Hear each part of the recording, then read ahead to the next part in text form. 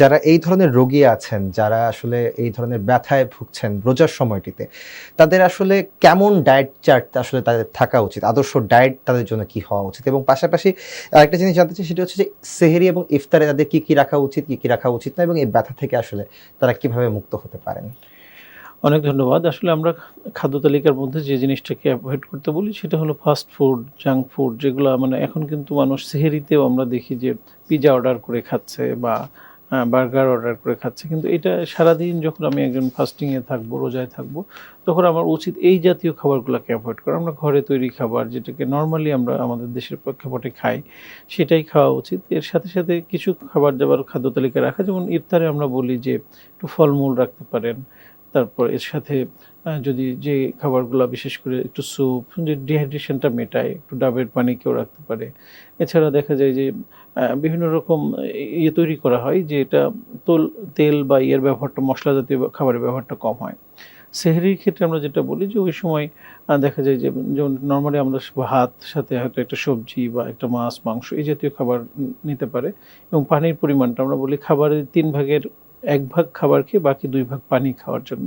কারণ একটা prolong time okay না খেয়ে থাকতে হবে। সো এই জিনিসগুলা ইয়ে করা এবং পারতপক্ষে আমরা বলি যে নরমালি স্বাভাবিক কাজকর্ম তো আমরা করবোই। কিন্তু রোদের মধ্যে যে কাজ করা বা আমার ডিহাইড্রেশন হতে পারে, বেশি সোয়েটিং হতে পারে, এ ধরনের কাজগুলা থেকে একটু বিরত থাকা।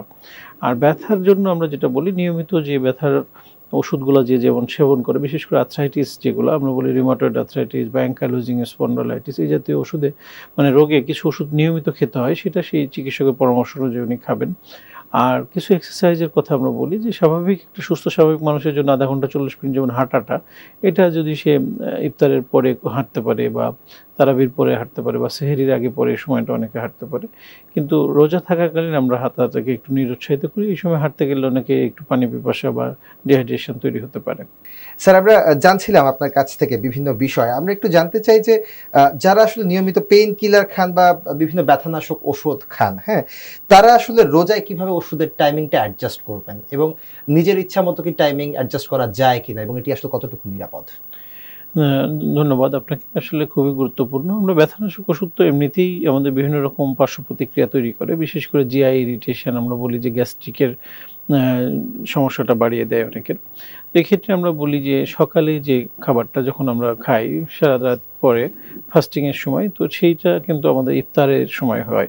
তো সেই হিসেবে আমরা বলি ইফতারের সময়টাকে সকাল ধরে নেওয়া।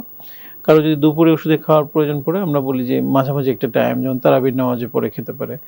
আর আমরা বলি যে রাতের খাবারটা সেহরিতে মানে রাতের যে ওষুধটা সেহরিতে এইভাবে ভাগ, ভাগ করে নিতে পারে।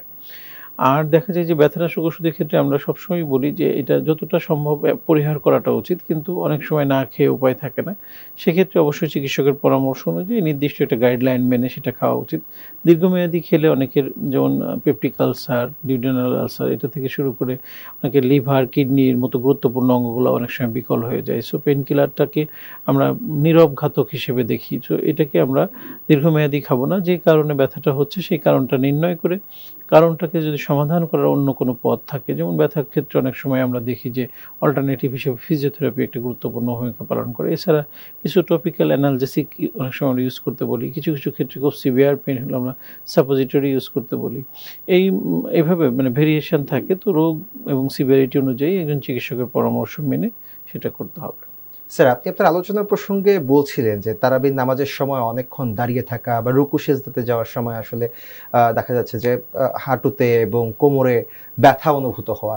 তীব্র ব্যথা যদি এই সময়টিতে অনুভূত হয় তখন আসলে একজন রোগীর কি করা প্রয়োজন? ধন্যবাদ। আসলে আমরা সবসময়ই বলি যে একটু সুস্থ স্বাভাবিক মানুষের জন্য যদি এই রমজানে ৫ ওয়াক্ত নামাজ এর সাথে তারাবির নামাজ আদায় করে তার আলাদা এক্সারসাইজের প্রয়োজন পড়ে না। তো এক্ষেত্রে আমরা যাদের নরমালি কোনো সমস্যা নেই তারা তো স্বাভাবিকভাবেই সবকিছু করবে। কিন্তু যাদের ব্যথা আছে বা তাদের হয়তো অস্টিওআর্থ্রাইটিস এর কারণে হাঁটুতে তার মুভমেন্ট করতে কষ্ট হয় বা কারো কোমরে প্রবলেম আছে যে হয়তো ডিস্ক প্রোল্যাপস আছে, ডিস্ক হার্নিয়েশন আছে। আমরা কিন্তু বলি যে এই ডিউরিং ট্রিটমেন্ট পিরিয়ড বা যার হয়তো পেইন থাকাকালীন আমরা মানে চেয়ারে বসে নামাজ পড়তে বলি। যখন উনি ব্যথা থেকে মুক্ত হবেন, সুস্থ হয়ে যাবেন, আবার স্বাভাবিকভাবে নামাজ পড়বেন।